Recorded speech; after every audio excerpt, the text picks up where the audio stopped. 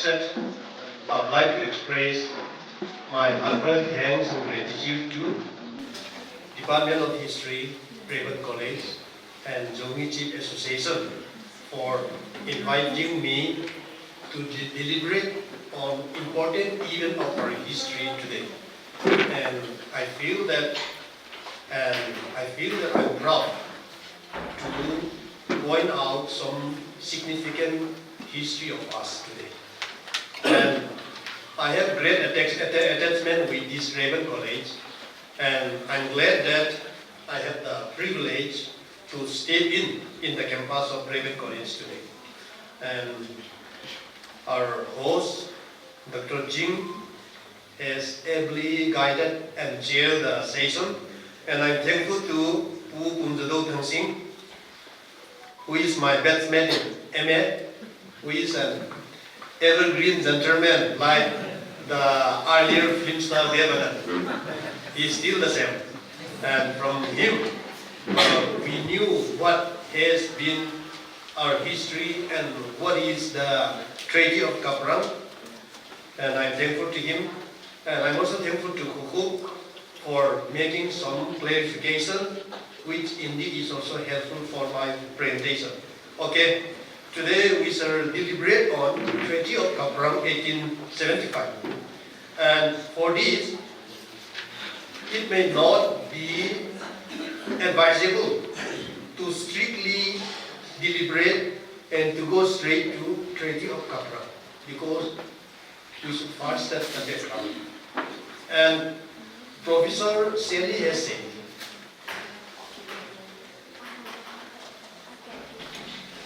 past politics is present history. So, and history is past politics, and due to that, without history, the present political situation cannot be properly assessed. Due to that, I will try to deal my deliberation starting from pre-colonial era. So, we'll go straight to the point, first with introduction. And as we'll be dealing with treaty, how treaty has been defined. So, the dictionary which we mostly and confidently trust, Oxford Dictionary defines treaty as a formal agreement between two or more countries. Treaty means formal agreement between two or more countries. So any agreement or any initiative taken by two sovereign rulers, that is treaty. And during that time, with the knowledge of British, treaty was signed by our great chief and Meitei chief. Then that very treaty was recognized as treaty between two sovereign rulers. That was our background. We should be clear with it. So treaty means any treaty is signed between two sovereign rulers of the same level. Not one higher, not one lower, of the same level. Whenever treaty is signed, treaty is always signed between two rulers of the same level. Then, this treaty was a frequently used method for annexation of territories by British Empire. British Empire was extended in Asia, Africa, America, Latin America, and Australia. So, the British Empire and British administrators, they signed many alliances and treaties with all these colonized countries, particularly in America, with these Native Americans, whom we call the Red Indians. Because in my Fulbright program, I was dealing with these Native Americans, what we call Red Indians. The reason being, this sixth schedule and autonomy, it is my specialized area. And during my PhD research, I came to know that what we call sixth schedule and the provision of autonomous district council has been copied by Dr. Ambedkar from constitutional system of Native Americans from United States. Then I had the eagerness and the dream to do comparative study of this research. And after I joined Mizoram University, luckily I could avail Fulbright scholarship, and my dream topic I could do there in the United States, that I visited many Native American places, their historical sites, their nation office, and all those I explored there while I was in America. Then, how these Native American tribes were colonized by the British through this treaty. By making use of treaty, because the whole American continent was earlier dominated by Native Americans. Then the British Empire colonized these Native Americans with fair and foul means. And we have heard about chemical weapons. You may be surprised. The first chemical weapon in history of the world was said to be used against the Native Americans. When the British could not win over them, they distributed cloth which contained smallpox disease. Then with that, thousands and thousands of Native Americans died. Then, in such a way, through alliance and foul means, British occupied this America, which later on came to be known as United States of America. So, the same method which was applied to Native American was also applied to many nationalities in Asia, Africa, Latin America, and Australia. This was how the British occupied different countries. Then, as we know, the British East India Company entered India as a trader in 1680, but later on, that trader who came as a trader emerged as political master, and after that, from the hands of British East India Company, the rule of India was transferred to British Empire with effect from 1858. And this British East India Company came so close to the border of tribal territories of eastern part of Bengal with the acquirement of Diwani. Diwani means revenue. With the acquirement of the right to collect revenue by Robert Clive from Mughal Emperor Shah Alam in 1765. Then Robert Clive, he recognized Shah Alam as Emperor of India and Suraj Dawla as ruler of all, but he was the one who controlled the revenue. And with regard to this Northeast India, annexation of Northeast India by British colonialism began only after the signing of Treaty of Yandabo on 24th February 1826. So, this signing of the Treaty of Yandabo on 24th February 1826 was regarded and remarked as the starting day of British colonialism in Northeast India. Before that, this Northeast India was not part of India. It was not part of Assam. British came, they created the province of Assam. After this signing of the Treaty of Yandabo, British created the province of Assam. And in this province of Assam, tribal territories were demarcated one after another. The first to be demarcated in Assam was Garo Hills in 1822. And Garo Hills was the only tribal territory which was annexed in Assam before the signing of Treaty of Yandabo. And after that, Kasar was annexed in 1832, Khasi Hills was annexed in 1835, North Kasar Hills in 1854, Naga Hills in 1866, Jantia Hills in 1883, the Northeast Frontier Tract, Nepal or present Arunachal Pradesh. It was occupied since 1842, but annexation was completed only in 1914. And with respect to Lusai Hills, Lusai Hills was occupied since 1890 after Chief Lusai expedition of 1888-1890, but it was annexed to British Empire with effect from 6 September 1895. So, with that, the province of Assam was created. And due to that, tribals in Northeast India, they became part of Assam and they became part of India. Before that, they were not part of India. And they were not ruled by Indian ruler, they were not ruled by any Muslim or Hindu ruler. That was the historical fact which could not be changed. Due to that, due to British colonial policy, tribals in Northeast India, they became part of India only. And for that, the British utilized and the British positively used this method of treaty. And that this Treaty of Kaprang was also signed to establish peace between people in the valley and people who live in the hill areas. And after the British came, they knew that tribals in the hill territories, they were different from these plain Hindus and Muslims in their custom, culture, tradition, way of life, and social behavior and traditional administration.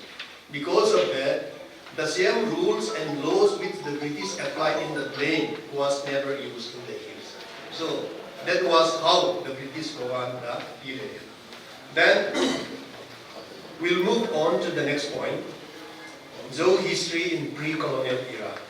So what was the condition of Zhou people in pre-colonial era? So these Zhou ethnic tribes are a large group of Tibeto-Burman people whose settlements spread through northeastern region of India, Chin Hills, Sakeng region, and some parts of Burmese plain in Burma, then Chittagong Hill tracts in Bangladesh.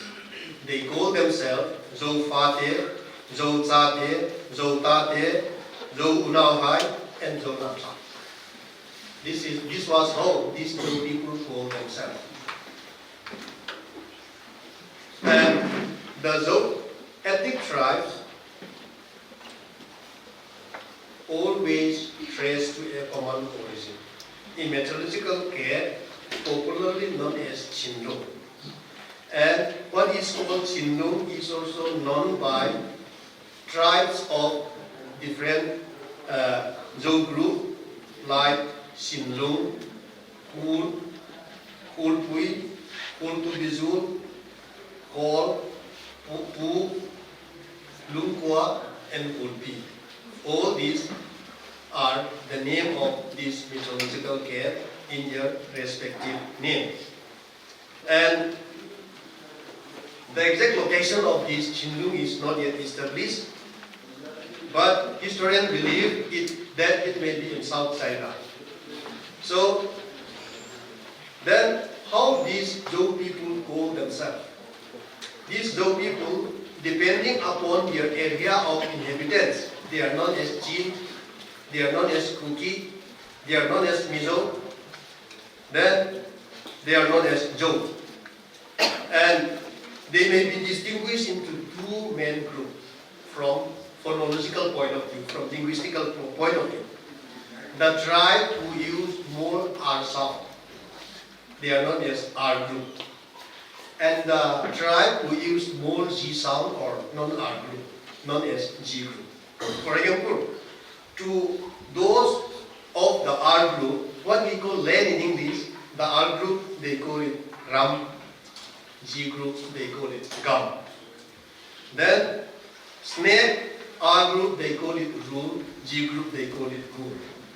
Then, where, property, R group, they call it Road. G group, they call it Go.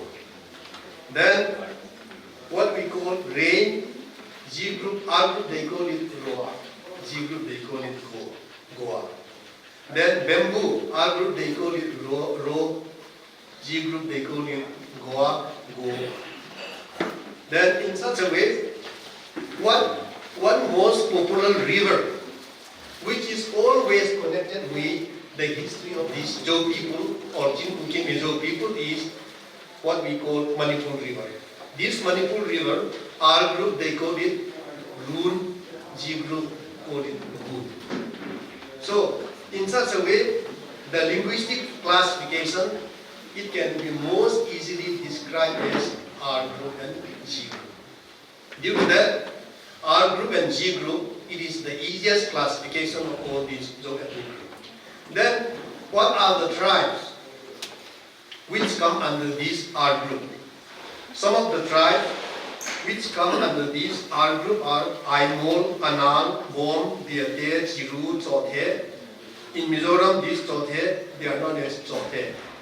Then Soray, Darlong, Halam, Mar, Sangkol, Kaipeng, Koloi, Kharam, Kom, Koiring, Koirao, Koibu, Lamkang, Langlon, Lime, also known as Poi, Lusei, Maring, Myangkumi, Mara, known as Lakhar, Molson, Moyon, Monsang, Pang, Rangke, Ranglong, Rupini, Saira, Sakita. So these are the R group. Then what are the G group? Gangte, Paite, Sizang, Simte, Sukte, Thadung, Kuki, Tidimjin, Tangkal, Baiti, and Zone extra. So on this, the R group and the G group. And with regard to writing of history, Zhou people do not maintain written record from before. But it does not mean that history is forgotten. History has been passed down from generation to generation through oral tradition. So, when I was a child, I could still remember how my maternal grandfather and my paternal grandfather narrated history. In such a way, most of our forefathers, grandfathers, they passed down from generation to generation. In such a way, history is maintained. But written record seems to be maintained only after conversion to Christianity. Then when alphabet has been introduced to us by missionaries. And with regard to writing of this history, Bianca Sonsuanta, who served in the University of London, she points out that writing of history by many Zhou scholars do not cross their provincial boundary. This is a fact. All inclusive and are exclusive characteristic only. The exclusive characteristic writing can be seen by nomenclature biasness of the writers, by overemphasizing on a particular nomenclature, a particular area, without covering the whole Zhou ethnic group. This is the defect of our history. So our historians should have second thought. Over and above that, many writers of Zhou history from Zhou people are not academicians, are non-academic, like theologians, politicians, social workers, without sound academic background. They are our history writers. So, but the good point which Bianca points out was that wherever these Zhou people settle, even Zhou diaspora who live abroad also, they don't forget community. They are community-based. And among the writer of Zhou history, Bumson was said to be the first writer who wrote inclusively. He didn't base his writing only on Qing Hills. He didn't base his writing only on Chittagong Hill Tracts. He didn't base his writing only on Lusai Hills, Manipur or Assam, but he tried to go over the whole Zhou ethnic inhabited territories. But his background was, he was a scientist. Despite that, he brought out one good book on Zhou history, and he was recognized as the first Zhou historian, the first Zhou writer who wrote inclusively without any bias and who tried to cover the whole ethnic group. And with regard to these Zhou people, these Xinjiang origin people or Kun origin people, they are not as Chin by the Burmese. They are not as Kuki by the Bengalis when they settle in Chittagong Hill Tracts and Lusai Hills. They are not as Kuki means they are not Thadu Kukis. They are not Thadu Kuki speakings. This we should be clear of. Those Bom, Pang, Miria, Lusei, who first contacted the Bengali, they were known as Kuki. So then, after that, in Lusai Hills, the term Lusai was popularly used. Then from the eve of independence, after the formation of MZU Union as a political party on 9 April 1946, the nomenclature MZU began to be used popularly in Lusai Hills. So, depending upon their inhabitation, these Zhou people, depending upon the province and where they are located, they are known as Chin, they are known as Kuki, they are known as Mizo. And after that, then nomenclature, Zhoumi, Chikim and all appeared. So, this is nomenclaturally rich people we are, which is not helpful at all. Then whatever be the case, people of the same ethnic group, they were independent in their own way in pre-colonial era, and they inherited traditional administrative system of chieftaincy. So those people were independent people before the coming of the British, as I've already narrated. Even in the treaty between our chief Jangkhongam and Meitei chief Chandrakirti, it was a treaty. Agreement between two sovereign rulers. So that was the status of these Zhou chiefs.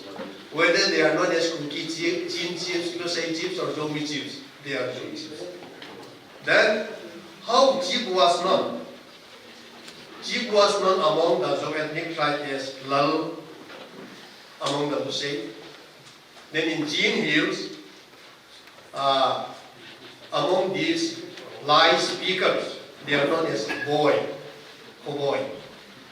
Then among the Maras, chief is known as Bei, Abe. Then in many parts of Jin Hills, Manipur, Assam, Nagaland and all, chief is known as Hausa.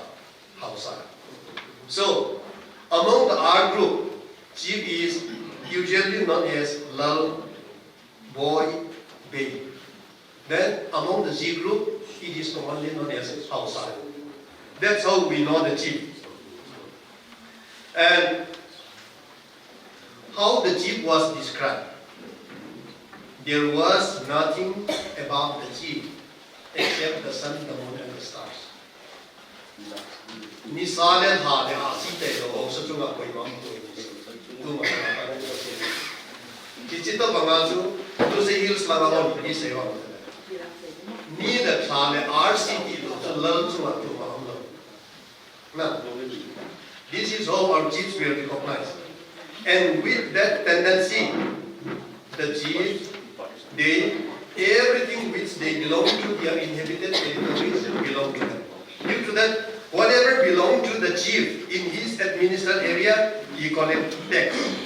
Paddy tax, salt tax, meat tax, wheat tax, honey tax, and any other tax. So,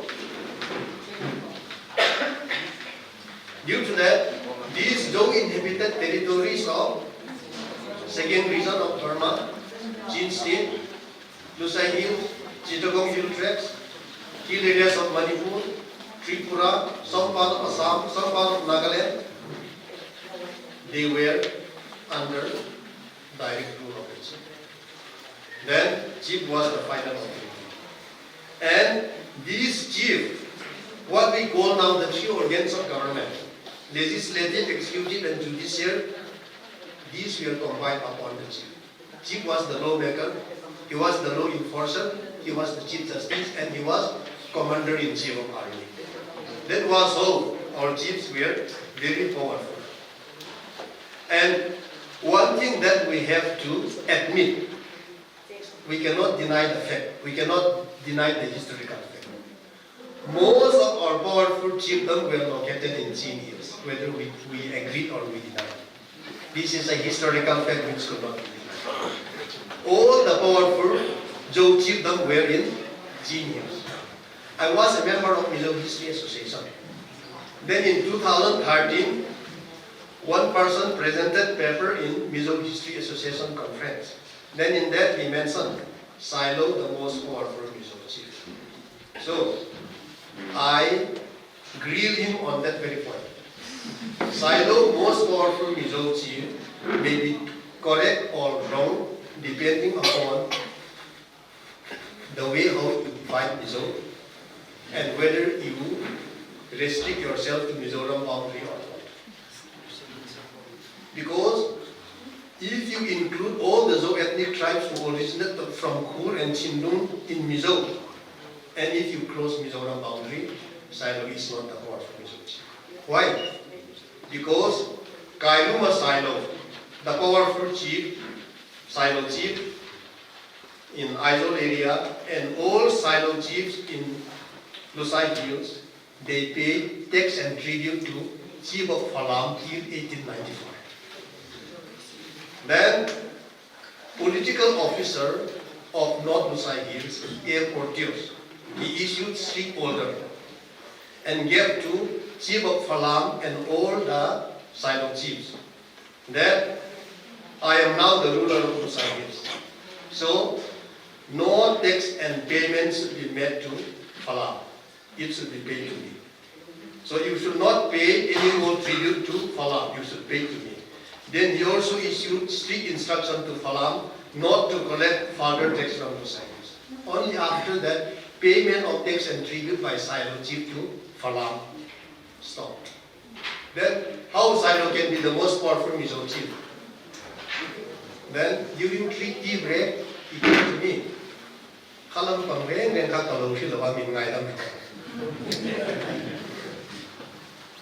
So, history cannot be one-sided. History cannot be exclusive. Whenever we trace history, it should be as inclusive as possible for our unity, for our unification. Ikitu to the nadi ang point was. At so may tayo kila kandang dalaway de abon way bang thabit. Jiso hello de. And our prominent Zo historian, Khan Bao, states that Zo people were in perpetual state of conflict before advent of British. So different tribes, different villages, they raided and attacked one another. It was our history before. How? Because Suktes raided and burned down two Hokit villages of Chasad and Saitur in 1859. Likewise, Guji warriors led by Raja Goputang raided southern part of Manipur several times from 1834 to 1850 and burned down Lordi village in one of such states. Then in Lusai Hills also, several villages of Kimsan in South Lusai Hills, it was attacked by Boy Chief Hausata Chimsa in 1877 and the whole village was burned down. Then, many a time, there was also feud and war between the Silo chiefs. So, this was how, even among the Zo ethnic tribes, raid, surprise attack and war was going on before. So, due to that, there were often skirmishes between these Zo ethnic tribes in pre-colonial era and after colonialism also. So, even now, the skirmishes and hatred among these two ethnic tribes, whether physical or verbal, could be found even after India's independence. And up till now, it is not 100% subsided. I think we cannot deny this thing. Then, with regard to this, Sukte chief, confirmed he was the powerful Sukte chief, and he was punished by 9 powerful, organization of 9 powerful chiefs known as Mangkwa. Then, as disciplinary action was to be taken against by him by Mangkwa, then he fled to Phalam. And he knew that Phalam was the most powerful chief. Because of that, with the help of Phalam, he re-established himself. And how powerful was Phalam? Let me say a little bit. Because I was dealing with this chieftaincy in my UGC process. And with respect to this Phalam chief had 133 tributary villages to each village. Then Kamho was also one of the tributary, and indeed Kamho had more than around 135 tributary villages in it. But Kamho was also under the influence of Phalam.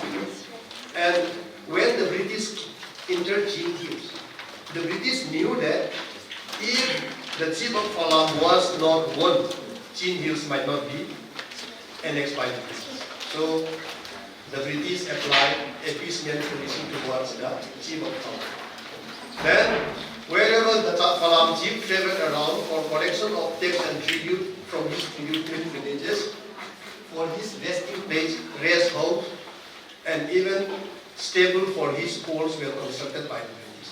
In such a way, the British appeased the Phalam chief. But Phalam chief was very clever. He did not fight with the British physically, but he ordered his tributary villages to attack the British one after another. In such a way, he was so high in diplomacy. And this Khantuam, the powerful Sukte chief, after he was tried to be punished by Manipur, so 9 chiefs, he fled to Phalam, and with the help of with the help of the chief of Phalam, he consolidated his power again. Then he occupied more land. Then in this, Khantuam was strongly held by his son Kamho. And Khantuam, he died in 1848. Then, in his main chiefdom at Molbel, he was succeeded by his youngest son, Zapal. But his eldest son, Kamho, he established his own village. He became the chief of Chidim, and he became the most powerful Sukte chief. And Kamho controlled up to the present South Manipur. And Kamho had 135 tributary villages. And as Kamho was becoming so powerful, all the tracts controlled by him was no longer known as Sukte tract. It came to be known after his name as Kamho tract. Then the people also, the tribe also began to be recognized as Kamho tribe. So whatever the British did wrongly, we followed it every time.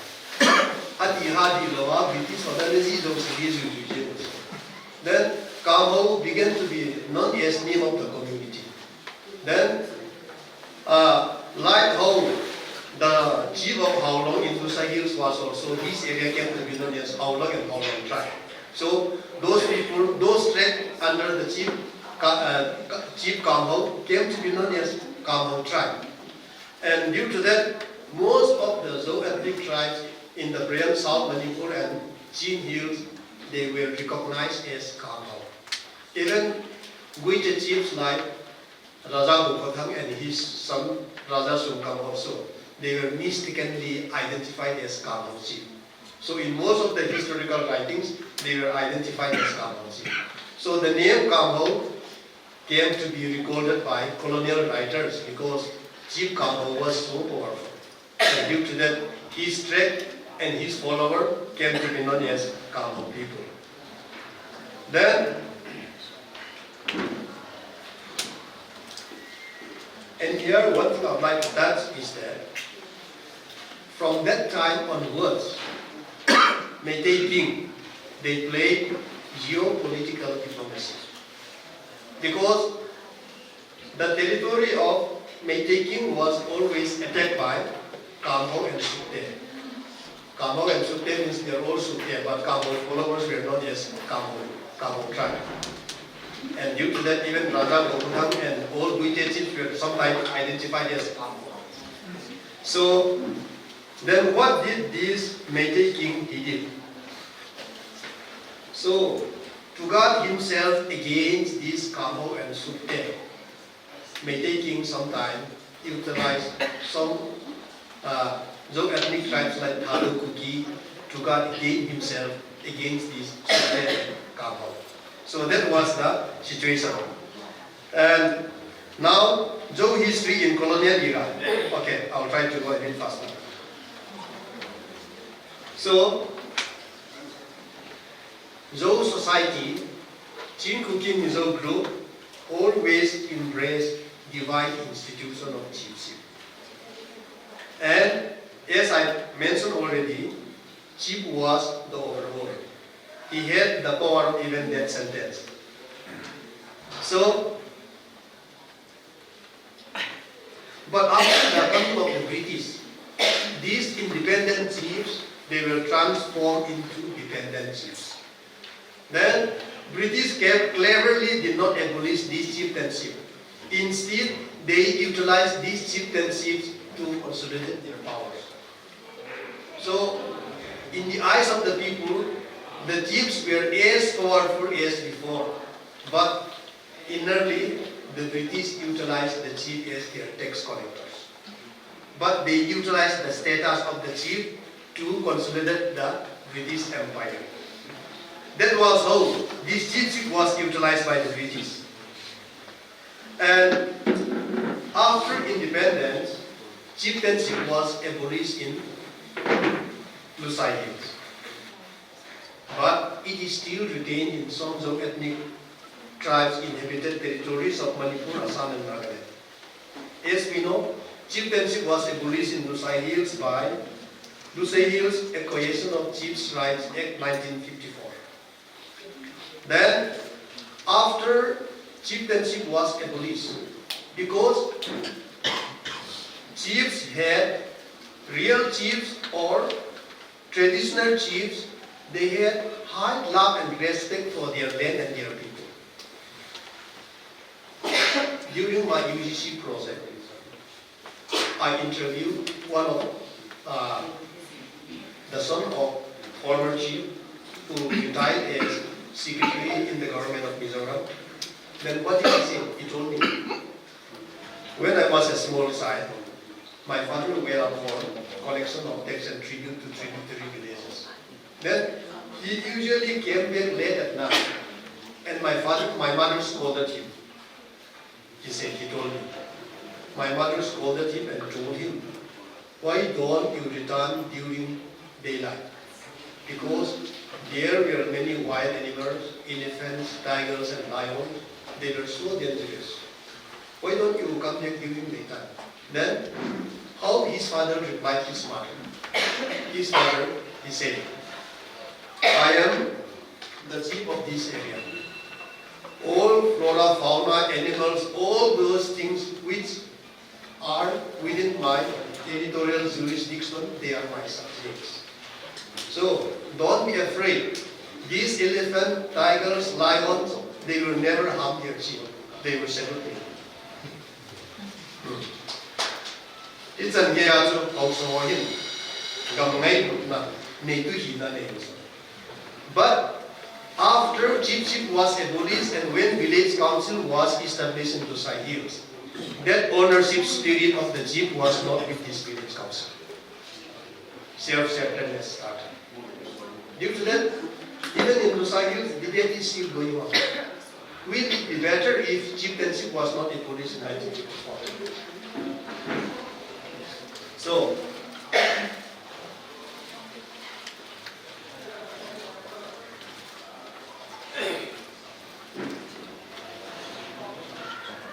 then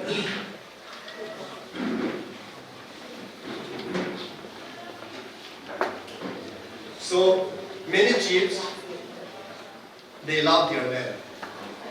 They love their people. So they protected their land, their ancestral land. Due to that, many wars were fought by the Zhou people in different territories against British colonialism. So some of the wars fought by Zhou people, Zhou chiefs against British colonialism were like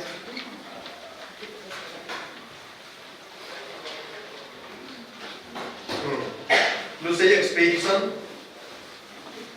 expedition of 1871-72. Then the war fought by Raja Gurutang Gulte for sovereignty and peace areas in 1871. Then in 1877, sovereignty was declared by Tong Hu chief of Assam. Then when he declared sovereignty, the Meitei king could not defeat him. he was defeated only with the help of the British forces. Then, after that, there was Chin-Rusay expedition in 1889-1890. And this was followed by Suktes-Sizang rebellion from 1892 to 1893. And this Suktes-Sizang rebellion was followed by rebellion by Kaprang, chief of Cossack, from 1892 to 1894. Then after that, another war was single-handedly fought by Jangkhongam, chief of Isan, known as Isan Rebellion of 1910. And the last war which the Zhou people fought against the British was Anglo-Kuki War, also known as Kuki Rebellion, Zhougal and Halkha resistance from 1917 to 1990. So the first war fought against the British by Zhou people were the expedition of 1871-72, and the last war was Anglo-Kuki War of 1917 to 1990. So about 10 prominent wars were fought by Zhou people against British colonialism. Then, with regard to the settlement in Manipur side, before the coming of the British, the kingdom of Manipur covered only the valley. What is now popularly viral in many social media, that the smallest state in India with 700 square kilometers. So then, during that time, Meitei never ventured in the hill area. Then, in 1834, Robert William Pemberton, R.B. Pemberton, the British negotiator, he drew a boundary line from the source of Namsailung River, and that began to be the boundary between Manipur and Kabo Valley, and this was regarded as the beginning of territorial division of Zhou people, their territory. Then after that, by the Chin-Rusay expedition of 1889-1890, Chin Hills and Rusay Hills was annexed by the British authority. Then, as I've said, the British colonialism still retained chieftainship for their own advantages.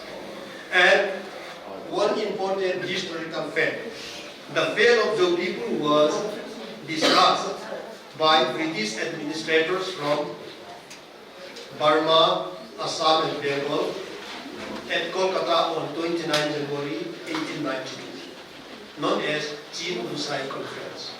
No Chin people was there, no Rusay people was there. But affairs of the Chin and Rusay people were to be discussed because of the it was known as Chin-Rusay Conference.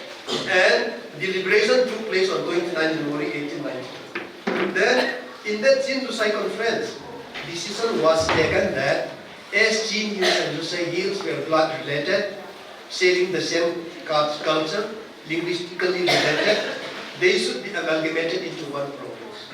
That decision was taken. But because of strong opposition of Alexander Mackenzie and some other British bureaucrats from Burma, it was not enforced. It was not marched. Instead of amalgamating, Zhou ethnic tribe inhabited territories were divided into three provinces: Assam, Bengal and Burma. Then after independence, those three provinces came to be known as India, East Pakistan and Bangladesh. Then from traditional village boundary, national boundary and international boundary was created by the British colonies. That was how Zhou ethnic tribes territories were demarcated into national and international boundaries. As I said, before the coming of the British, whether we agreed or not, we were under direct or indirect influence of powerful chiefs of cities. These Zhou people of Manipur, Assam, Jangkhongam, Rusay Hills and on this plain, they were directly or indirectly under the influence of these powerful chiefs of cities. And in Chin Hills, during that time, there were two powerful chiefdoms, Halkha and Phalam. Then these Halkha and Phalam, they didn't have physical word, but they had diplomatic word. And their control area, it was known as Halka Falam Rim. As I have said, this Halka Falam Rim was divided into 3 provinces and 3 international boundaries now. So, then in 1935, Burma was separated from India in separate administration. And after that, different British administrators who were posted in Zhou ethnic tribe inhabited territories, they applied different measures for controlling these warlike Zhou people. So, Captain John Shakespeare, who was administrator of Lusai Hills, superintendent of Lusai Hills, people of Lusai Hills, they called him Tamita. Midday Abu Ziazo, Midday Kidesi Ziazo, Midday Patia, Tamita, Lusai Hills. So, what that Tamita he did, he created old chieftainship. So, he recognized all villages to subdue the power of traditional powerful chiefs. Then many recognized chiefs came into being. Then after that, those clans who were not royal clans, some became chiefs. So by the time the British left India, earlier there were few chiefs in Lusai Hills, but by the time the British left India, and when chieftainship was abolished, there were more than 300 chiefs in the whole Lusai Hills. But Zhou ethnic tribes in different territories, they still resisted the British forces. But in some territories, the chiefs already knew that their source of power was British imperialism, so they were submissive. But many stubborn chiefs, they were not submissive. Like, even after Chin Lusai expedition of 1889-1890, Chief of Khosam, Jangkhongam, he single-handedly fought against the British for 5 years. Then, along with that, Thado Kukis of Manipur, Zhou from Manipur and Burma, and Halka from Burma, they fought against the British in 1917-1919. Due to that, most of the chiefs, they were not submissive obediently to the British. They still resisted up to their last strength. And now we'll move to the next point. British involvement in resistance of Guite chieftain. So, Guite as the eldest son of Samju, claimed as the title of Zhou Yunpi, and Guite was regarded as head among the Zhou descendants. Due to that, Guite Yunpi always had many tributary villages. Then, one of the most important instruments of earlier ruler was alliance, political alliance. And this political alliance was also utilized by Guite. So political alliance was utilized by all systems of governance, whether they are monarchical, dictatorial, military or democracy. Then in Guite Court, there were 2 significant alliances. One was Mang Kitwana, which lasted 500 years, and the other alliance was Guite Sukte Confederacy, which lasted 100 years. And this Mang Kitwana, it was stable for about 25 generations. Then Guite Sukte Confederacy was in existence from 1848 till 1948. And with regard to this Raja Lukatham, local sources believe that he was born in 1821. Some say that he was born in Lamka, some say that he was born at Molpi, some say that he was born at Paitong. But whatever be the place of birth, colonial writers, they recorded his name corruptedly as Kokutum and some as Nokutum. And Guite was also recorded as Nuite in Chin Hills, Volume 1, Kerianta. Then, colonial writer also mentioned about the settlement of Guite in Tihim and how the Guite moved towards parts of Manipur and northeastern corner of Lusai Hills. and some of the Guite still remain in Chin Hills nearby Tidim. Then Raja Gopathang, he married Qingpao, the daughter of Gopsung, who was the ruler of Sotemukpi. Then, with his wife Qingpao, he had 4 sons, Sumkam, Ailian, Pautuan, and Sumlang, and a daughter, Pauvu. Then, as I mentioned earlier, colonial writers, every time they mistakenly recorded and write Guite chiefs as Kamau chief. But as they were the same people, that was how the British interpreted and write according to their knowledge. Then, so when some followers, some people of Raja Gopathang settled in circle range in northeastern part of Kusai Hills, they remained here. And Sino chiefs of that area did not allow them to leave the area. Then, on the eve of Chin Kusai expedition of 1871-72, Raja Gopathang, he was invited to help Sino chief Boy, and that he consented, because by helping the Sino chief in the fight against the British, he thought that he might be able to bring out his people who were stranded here. So, with that point, Raja Gopathang, he consented to help the Sino in the fight against the British. And let me skip the rate of. Let me mention a little bit about attack of Meiteis led by Chandrakirti in Tidim area in Chin Hills against the Kamhau. So with strong 1,500 soldiers, Meitei Maharaja Chandrakirti Singh attacked Kamhau. But Kamhau, Sukte, Sisang, and Guite, they were together. So they could not, they surprised them. They allowed them to enter as far as practicable, then they attacked surprisingly. So many scattered. Chandrakirti, who entered Chin Hills with palanquin, he fled for his life. At last, he could reach Suklu area after some days.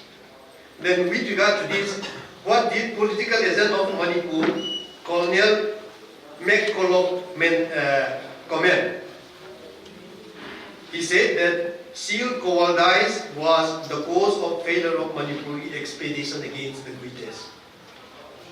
Then Meitei lost 287 guns to Zhou people. And after 15 years, when Raja Gopathang was captured in Chibu, most of these guns were recovered from his men by Meitei forces.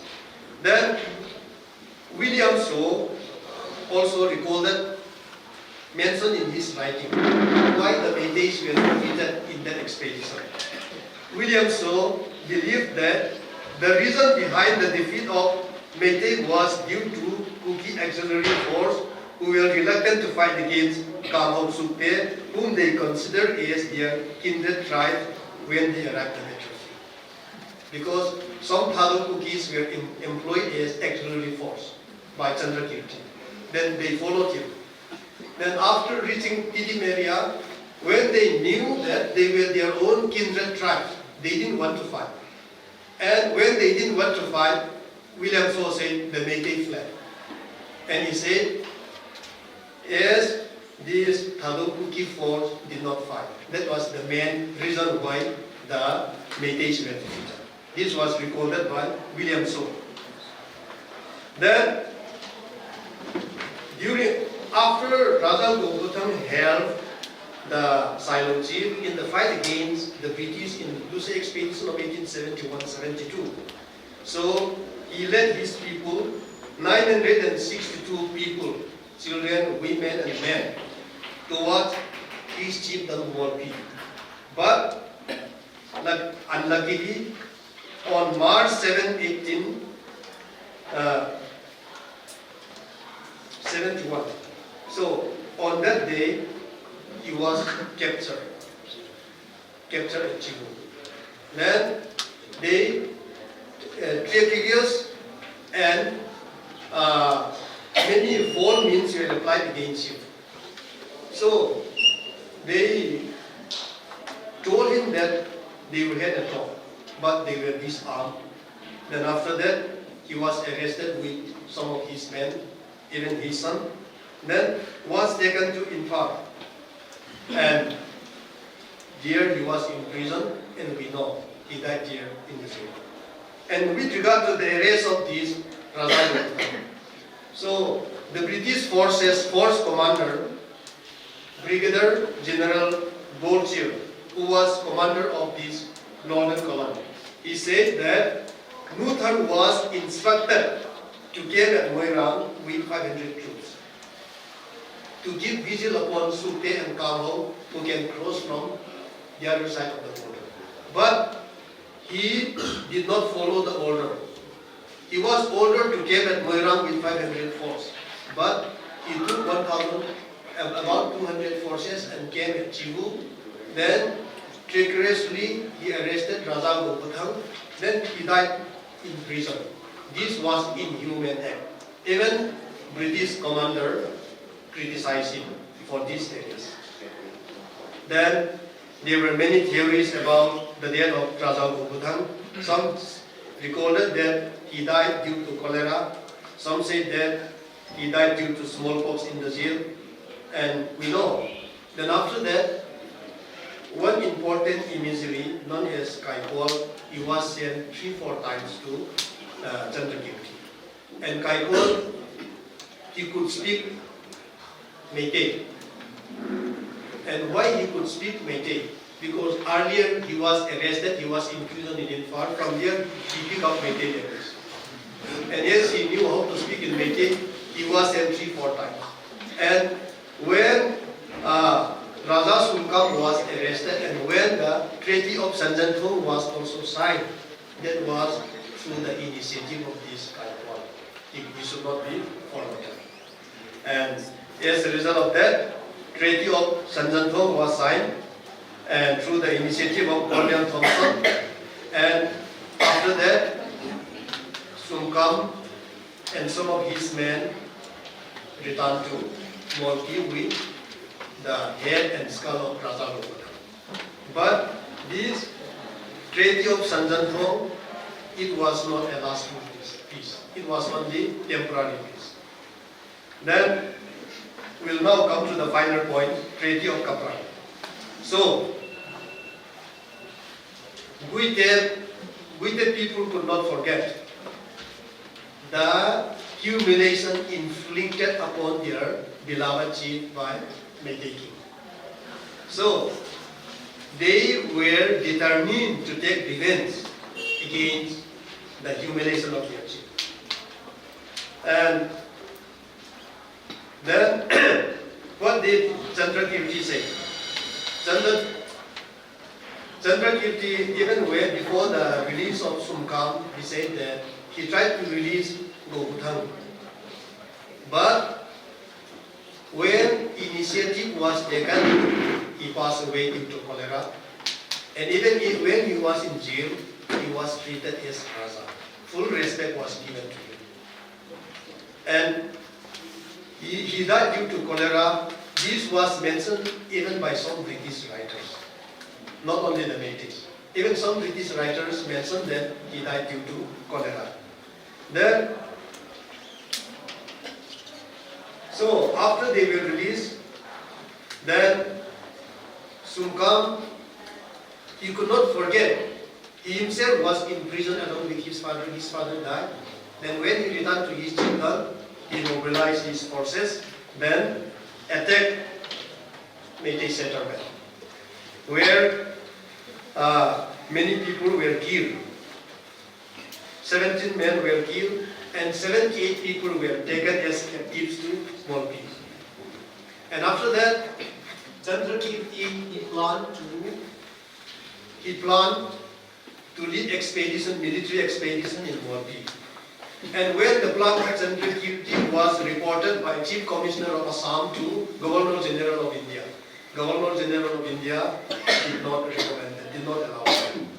Then the same was conveyed by Chief Commissioner of Assam to Jangkhongam. But Jangkhongam, he set out with 2,400 native forces, but no fighting took place. Because on the other hand, with the war also they were ready. Then on the other hand, they also did not have that much courage to attack those who were ready. Because of that, fighting did not take place. And after that, Jangkhongam and his men, they came themselves in the hill areas near Moirang. Then Jangkhongam and his men, they were in the valley of Moirang. And during that time, Jangkhongam made one demand. Give us Jangkhongam, then we will reply. I have to do the same thing to him what he did to my father. Then Jangkhongam was the bravest commander of Jangkhongam. But after the demand of Jangkhongam was known by this bravest commander of Jangkhongam, he was in hiding. Then as his bravest commander was in hiding, there was no option for Jangkhongam. So he sued for peace. He sent some emissary. Then there were some emissary from Jangkhongam also. And at last, they agreed that with the presence of some bodyguards, not more than 10 persons on both sides, agreements should be signed. Then Jangkhongam also with 10 of his bravest men and Jangkhongam also with 10 men, they met at Kaprang on 10 April in 1875.